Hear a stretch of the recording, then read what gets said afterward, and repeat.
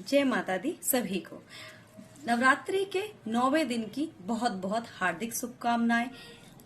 इस बार नवरात्रि 10 दिन होने के कारण जो आज दिन तो नवा है, लेकिन जो तिथि है वो अष्टमी तिथि है। जो आज जो कन्याओं का पूजन होता है, जो लोग अष्टमी में व्रत खोलते हैं, तो उनको पूजन आज करना है अष्टमी तिथि में।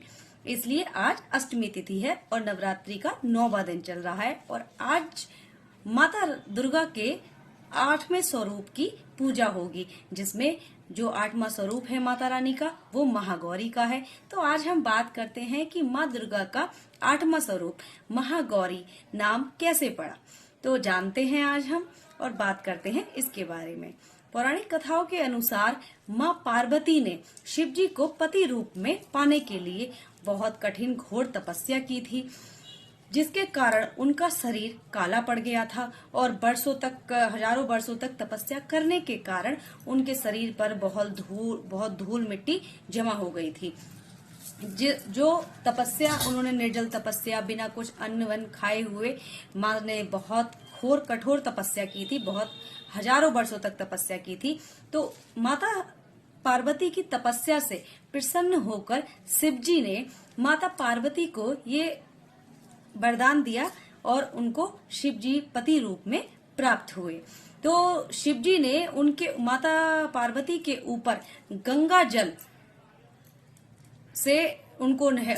उनके ऊपर डाला, जिससे माता रानी का जो काला शरीर पड़ गया था, उनका रंग बिल्कुल काला हो गया था, उन पर धूल मिट्टी जमा हो गई थी, तो वो एकदम चमकदार और श्वेत वर्ण का हो गया, जिसके कारण उनका नाम महागौरी पड़ा।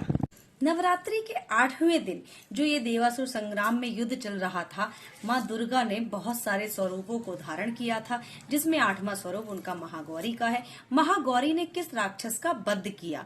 तो महागौरी ने नवरात्रि के चलते किस राक्षस का वध किया? देवी कौशिकी के माँ पार्वती की भौतिक स्वरूप से प्रकट होने के बाद माँ पार्वती घने बादलों के समान वर्ण वाली हो गई थी। श्याम वर्ण होने के बाद में वो कालिका कहलाई, जो हिमालय पर्वत पर स्थित थी। इसके बाद उन्होंने चंडी रूप का धारण करके धूम्र विलोचन नाम के राक्षस का वध किया था, जो बहुत अहंकारी, बहुत आतंक मचा रखा था जिसने।